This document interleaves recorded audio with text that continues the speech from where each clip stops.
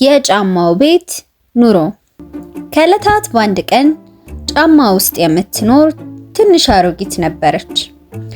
ያለ ውዱ ባሌ ሌላ ተጨማሪ ቀን። ጫማው ያለው ጫካ ውስጥ ነበር። ትልቅ ከመሆኑ የተነሳ ለአሮጊቷና ለልጆቿ እንደ ቤት ያገለግላቸው ነበር። ልጆቿ ብዙ ስለሆኑ ስማቸውን ማስታወስ ትቸገር ነበር። ፊሊፕ።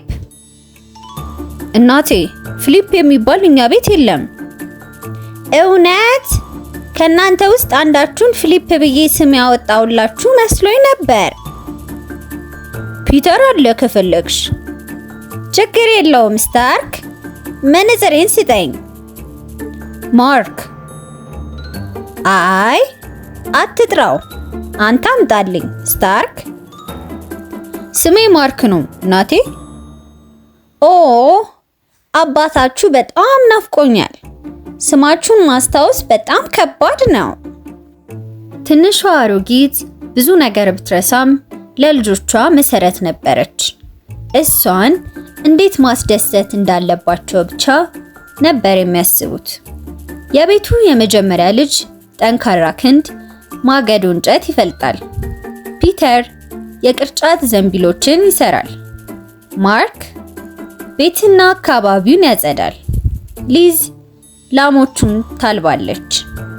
ጃኒ ደግሞ ታናናሾቿን ታስጠናለች።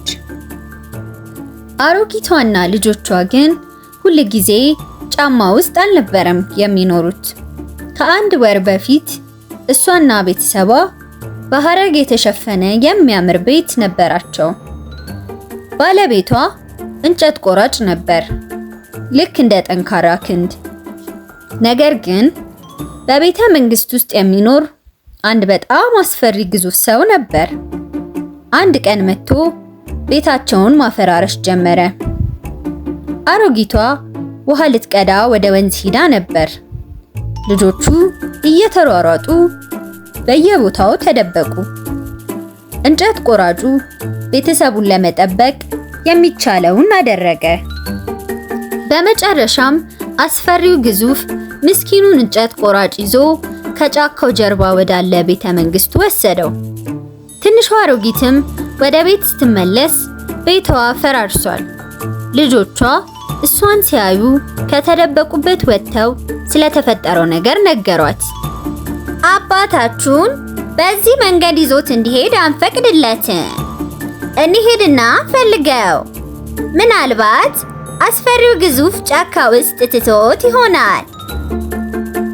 ከዛም ሁሉም ተሰብስበው እንጨት ቆራጩን አባታቸውን መፈለግ ጀመሩ። በደንብ ወደ ጫካው እየገቡ ሲሄዱ ፀሐይ መጥለቅ ጀመረች። እናቴ ተመልከች፣ የግዙፉ ጫማ። ክንደ ጠንካራ ልጄ። ጠንካራ ክንድ እናቴ። እርሱ ችግር የለውም፣ ፀሐይዋ እየጠለቀች ነው። የምንመለስበት ቤት የለንም። አባታችሁን ነፃ አድርገን ቤት እስከምንሰራ ድረስ ለምን ጫማውን ቤት አናደርገውም? ጥሩ ሐሳብ እናቴ። አመሰግናለሁ።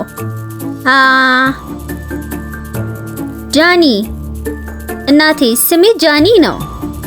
ከዛም ከመጨለሙ በፊት ሁሉም ልጆች ጫማውን ወደ ቤት መቀየር ጀመሩ። ፒተር እና ጠንካራ ክንድ ጣሪያ ሲሰሩለት፣ ጃኒና ሊዝ በር ቀደዱለት። ማርክና ሌሎቹ ትንንሽ ልጆች ደግሞ ውስጡን አጸዱት። ፍላጎት ካለ ሁሌም መንገድ አለ። ልክ ነኝ ሊና? እናቴ ሊዝ ነው ስሜ። ችግር የለውም። ከዛ ቀን ጀምሮ ጫማ ቤት ውስጥ መኖር ጀመሩ።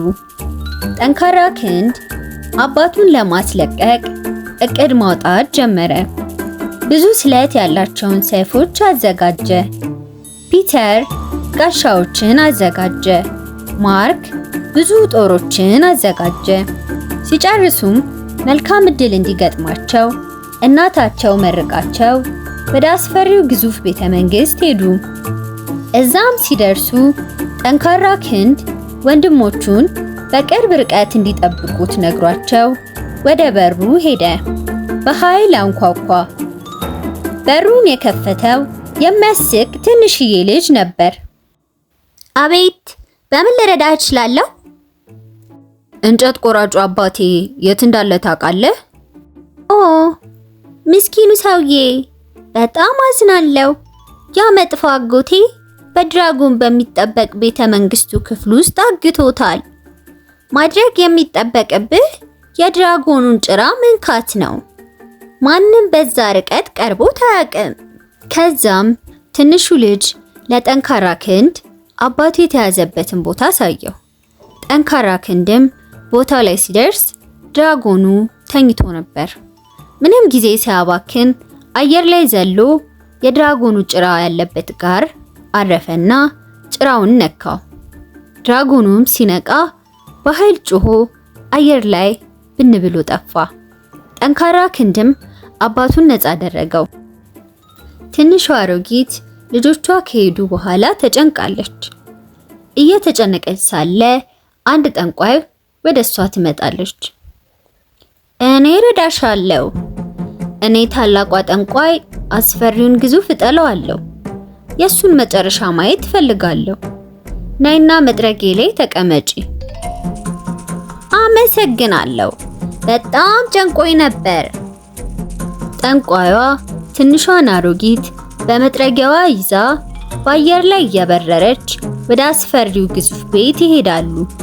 እዛ ሲደርሱ ግን ግዙፉ አልነበረም። ጫማውን ፍለጋ ወደ ጫካ ሂዶ ነበር። የትንሿ አሮጊትና የልጆቿን ቤት የሆነውን ጫማውን ሲያገኘው ጣሪያውን እያፈራረሰ አደረገው። ከውስጥ የነበሩት የአሮጊቷ ልጆችም እየሮጡ ወጥተው ተደበቁ።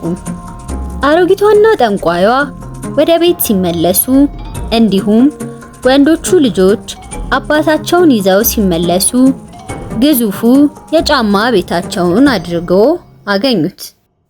ወደ እነሱም ሲመጣ ጠንካራ ክንድና ወንድሞቹ በቀስት ደጋግመው መቱት። ከዛም በዛ ቅጽበት ግዙፉ ወደ መሬት ወደቀ። መጨረሻውም ያ ነበር። ኦ የኔ አናጺ ባል፣ በጣም ናፍቀኸኝ ነበር። እኔ እንጨት ቆራጭ ነኝ። ኦ ኧረ አታካብዱ። እንደምታውቁት ቻርለስ ዲክን አንዴ እንዲህ ብለዋል፣ ከስሙ ምን አለን?